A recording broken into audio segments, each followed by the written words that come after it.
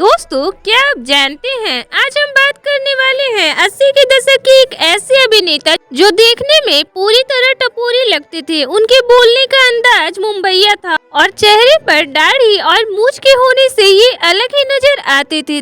10 by 10 के चौल में रहने वाले इस अभिनेता ने इंडस्ट्री में कदम रखते ही अपनी पहली फिल्म से ही धमाल मचा दिया था और रातों रात स्टार बन गए थे। वो अभिनेता जो फिल्म इंडस्ट्री के रैप टू रजिस्टर का एक बहुत ही शानदार एग्जाम्पल रहे। लेकिन क्या आप जानते हैं कि इन्होंने एक बार फिल्म में अपना सब कुछ खो दिया था, जिसके बाद इन्हें अपने घर का सामान और घर भी बेचना पड़ा था। और क्या आपको यकीन होगा कि एक बार इन्होंने एक स्टार अभिनेत्री की नाबालिग बहन के साथ कुछ ऐसा किया था कि उसने फिर कभी इनके साथ काम ना करने की कसम खा ली थी और फिल्म इंडस्ट्री में इनकी काफी फजीहत हुई थी। तो कौन थे ये अभिनेता और क्या थे इनके जीवन के संघर्ष और कैसे बन गए थे ये एक मशहूर अभिनेता, तो बताएंगे और भी बहुत कुछ। आप बने रहे हमारे साथ वीडियो के अंत तक। तो 80 के दशक में फिल्म इंडस्ट्री का वो दौर था जब बड़े पर्दे पर अमिताभ बच्चन और धर्मेंद्र जैसे सुपरस्टार का जलवा बरकरार था। इसी बीच फिल्म पर्दे पर एक आम से दिखने वाले एक्टर की एंट्री हुई जिनका नाम था जैकी श्रॉफ। जैकी श्रॉफ का जन्म 1 फरवरी 1957 को महाराष्ट्र के उदगीर में हुआ था। इनके पिता का नाम काकूबाई और माँ का नाम रीता श्रॉफ था। इनके पिता एक एस्ट्रोलॉजर थे। कि श्रॉफ का बचपन में नाम रखा गया जय किशन श्रॉफ, जो कि बाद में बदल दिया गया। जैकी के पिता शुरू में स्टॉक एक्सचेंज में पैसे लगाया करते थे,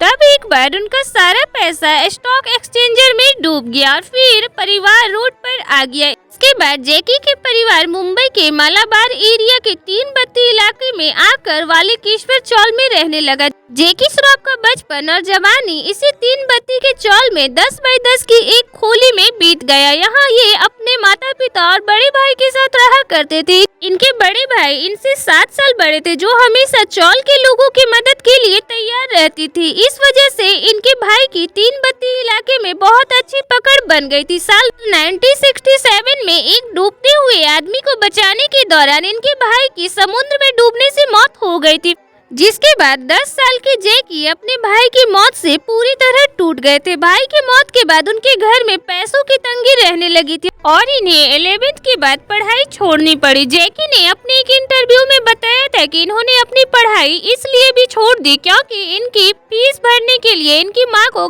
घर के बर्तन और अपनी साड़ी बेचनी पड़ी थी। भाई की मौत के बाद इन्होंने परिवार की मदद करने के लिए कई छोटे मोटे काम किए, जैसे फिल्म थिएटर के बाहर मूंगफली बेची, रात में फिल्म के पोस्टर चिपकाए। एक इंटरव्यू के दौरान जैकी श्रॉफ ने बताया था कि ये बचपन में फिल्म रिलीज और इलेक्शन का इंतजार करते थे ताकि दोस्तों के साथ दीवारों पर पोस्टर चिपका सके और कुछ पैसे कमा सके। इस काम के लिए इन्हें एक दिन में 4 आने मिल जाया करते थे। बता दे जैकी श्रॉफ का सपना एक पायलट बनने का था, पर ज्यादा पढ़े लिखे न होने के कारण इनका ये सपना पूरा नहीं हो सका। फिर इन्होंने शेफ बनने की सोची क्योंकि ये खाना अच्छा बनाते थे, मगर इस सपने में भी इनकी पढ़ाई लिखाई बाधा बन गई। फिर ये एक ट्रेवल एजेंसी में काम करने लगे। एक दिन की बात है, ये बस स्टैंड पर खड़े थे, तभी एक व्यक्ति ने इन्हें देखा और पूछा कि तुम क्या करते हो। इन्होंने बताया कि मैं ट्रेवल एजेंसी में काम करता हूँ। तभी उस आदमी ने इनसे कहा मॉडलिंग करोगे क्या। फिर इन्होंने अपने ही अंदाज में पूछ डाला पैसे दोगे क्या। तो बस यहीं से इनकी किस्मत पलटी और एक नए सफर की शुरुआत हुई। जैकी को अगले दिन बुलाया गया और इन्हें मॉडलिंग की ट्रेनिंग देने की शुरुआत हुई। फिर मॉडलिंग के पहले प्रोजेक्ट से इन्हें 7,000 रुपए मिले और ये पैसे जैकी श्रॉफ ने अपनी माँ को दे दिए। फिर इनकी कदकाठी को देखकर कई लोगों ने इन्हें सुझाव दिया कि तुम्हें फिल्मों में काम करनी चाहिए। मॉडलिंग करने के दौरान जैकी की मुलाकात सुनील आनंद से हुई, जो लेजेंडरी एक्टर देवानंद के बेटे थे। जैकी ने सुनील से कहा कि मैं देव साहब का बहुत बड़ा फैन हूँ और उनसे मिलना चाहता हूँ। तो अगले दिन सुनील इन्हें अपने घर लेकर गए। वहाँ जैकी से मिलकर देवानंद ने कहा कि मैं तुम्हें काम जरूर दूंगा। जिसके बाद साल 1982 में देव साहब ने अपना वादा निभाते हुए जैकी को अपनी फिल्म स्वामी दादा में एक छोटा सा रोल दिया। ये रोल था फिल्म के मेन विलन शक्ति के राइट हैंड का। हालांकि इस फिल्म में इन्हें इतनी अच्छी एक्टिंग करनी नहीं आती थी, तो फिर ये रोल ठीक से नहीं हो पाया। लेकिन इसके बाद इन्होंने खूब मेहनत करनी शुरू की, जिसका फायदा भी इन्हें मिला। उसी बीच सुभाष घई अपनी फिल्म के लिए एक नए चेहरे की तलाश में थे।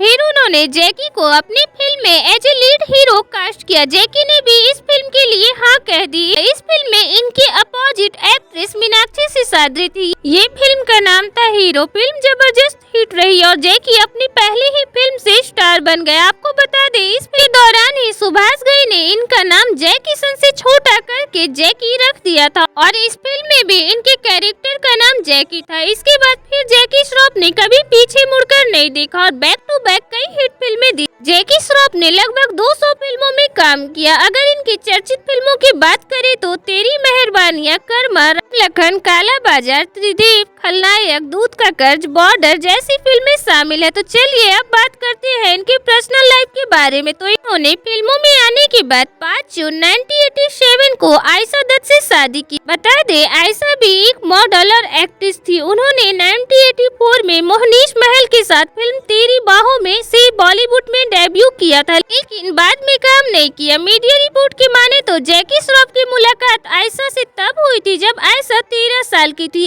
एक दिन स्कूल बस के लिए वो वेट कर रही थी, तभी आयशा ने जैकी को देखा और फिर दोनों की मुलाकात एक रिकॉर्डिंग शॉप पे हुई और ऐसे ही दोनों को प्यार हो गया। जिसके बाद जैकी श्रॉफ और आयशा दत्त ने शादी कर ली। शादी के बाद इनके 2 बच्चे हुए, बेटा टाइगर श्रॉफ और बेटी कृष्णा श्रॉफ। टाइगर भी बॉलीवुड में अपना करियर बनाया और आज बॉलीवुड के जाने माने एक्टर है। तो चलिए अब जैकी श्रॉफ पे लगे कुछ विवादों पे नजर डालें। बात साल 1987 की है जब अभिनेत्री तब्बू 14 साल की थी। फिल्म दिल जला की शूटिंग के दौरान तब्बू भी अपनी बड़ी बहन फराह नाज के साथ सेट पर और पार्टी में जाया करती थी। जानकार की माने तो ऐसे ही एक पार्टी में जैकी श्रॉफ ने बहुत ज्यादा शराब पी ली थी और नशे में तब्बू के साथ बदतमीजी करने लगे थे।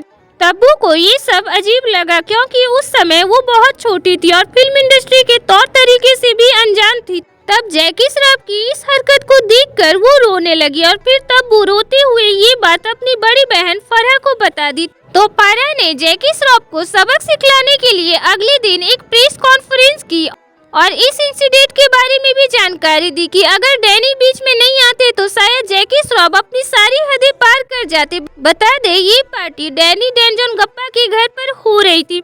फिर इस इंटरव्यू ने पूरी इंडस्ट्री में आग लगा दी। फिर इस इंसिडेंट के बाद तब्बू ने जैकी श्रॉफ के साथ काम न करने की कसम खा ली। आपको बता दे जैकी श्रॉफ ने अपने बचपन से ही काफी गरीबी देखी। वो छोटी सी उम्र से ही दिन बत्ती इलाके में रहकर हर वो दुख को सहे जो काफी मुश्किल था, लेकिन फिर भी अपनी कड़ी मेहनत और लगन से जैकी श्रॉफ काफी आगे गए। जानकार बताते हैं स्टार बनने के बाद जैकी श्रॉफ ने जरूरतमंदों के लिए काफी काम किया। कई बच्चों का स्कूल में एडमिशन कराया तो कई मरीजों के इलाज भी करवाए। यहाँ तक कि जैकी श्रॉफ के 3 बत्ती इलाके से पाली घर स्थित इनके नए घर के बीच में जितने भी भिखारी आते हैं उनको जैकी श्रॉफ ने अपना पर्सनल मोबाइल नंबर दे रखा है। कहते हैं कि कई भिखारी तो इन्हें आज भी मदद के लिए फोन करते हैं और उन्हें तुरंत मदद पहुँचाई जाती है। ऐसे ही जग्गू दादा यानी जैकी श्रॉफ ने अपने जीवन में काफी कुछ सहा और आगे बढ़ते चले गए। 80 के दशक में अपनी फिल्में और अपनी बेहतरीन एक्टिंग से जैकी श्रॉफ ने सबका दिल जीत लिया था। तो ये थी जैकी श्रॉफ के जीवन की